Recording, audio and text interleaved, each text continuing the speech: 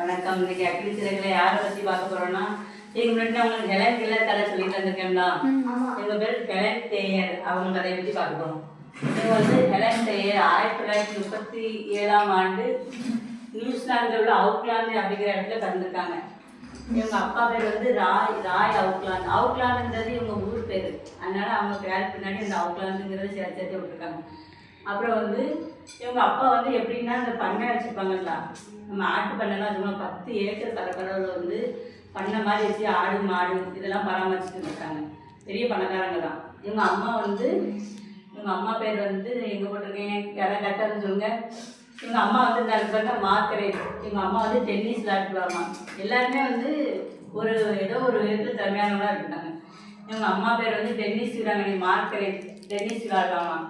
இவங்க அப்பா வந்து இந்த எரித்தட்டு விளையாடுறதுலையும் இந்த கைத்தட்டு விளாடுவாங்க. எரித்தட்டுன்னு ஒரு கேம் உண்டு. அதில் வந்து இவங்க அப்பா வந்து சிறப்பாக விளையாடுவாங்க. அப்போ இவங்க குடும்பத்துக்கும் விளையாட்டுக்கும் நிறைய சம்மந்தம் இருக்குது. அப்போ வந்து இவங்க அம்மா அப்பா வந்து ஹெலனுக்கு சொன்னாங்களா, ஒரு அறிவுரை சொன்னாங்களா. ஹெலன் டேயருக்கு என்ன அறிவுரை சொன்னாங்கன்னா, ஹெலன் நீ வந்து ஒரு பெண் என்பதனால தாழ்ந்து போய் நிற்காத. உனக்கு மனசுக்கு என்னது சரின்படுதோ அதை மட்டும் செய். உனக்கு எதுவும் சரின்படுதோ அதை மட்டும் செய். நாங்கள் உங்களுக்கு சப்போர்ட் பண்ணுவோம் அப்படிங்கிற மாதிரி சொன்னாங்க. அப்போ இவங்க வந்து என்னென்னா, என்னால் எதுவுமே முடியும் அப்படிங்கிற மனப்பக்குவமே வளர்த்துட்டாங்க. சின்ன பிள்ளைகளே என்னால் இது செய்ய முடியும் அப்படின்னு அவங்களே ஒரு தன்னம்பிக்கையே வளர்த்த பெண்ணாவே வளர்க்க போதும் அப்படியே வளர்க்கப்படுறாங்க. தைரியமாகவே அவங்க அம்மா அப்பா வளர்க்குறாங்க.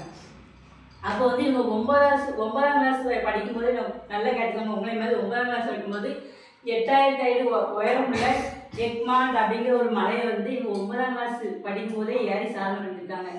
8000 நல்லா கேட்டுக்கோங்க. 8200 அடி உயரம் உள்ள மலையை வந்து 9ஆம் கிளாஸ் படிக்கும்போதே என்ன மலை, எக்மாண்ட் அப்படிங்கிற மலையை வந்து இவங்க ஏறி சாதனை பண்ணியிருக்காங்க. அப்படி இருந்தாலும் இவங்களுக்கு ஏதாவது ஒன்று பண்ணிக்கிட்டே இருக்கணும் அப்படின்னு தான் மைண்ட் செட்டாகவே இருக்குமா.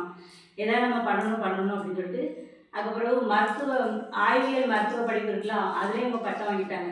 அதுலேயும் பட்டம் வாங்கி படிப்புலையும் சூப்பராக படித்தாச்சு. கல்வியாளராகவும் இருந்திருக்காங்க. இவங்க செஞ்ச சாதனைகள்லாம் அடிக்கிட்டே போகலாம். கல்வியாளர்,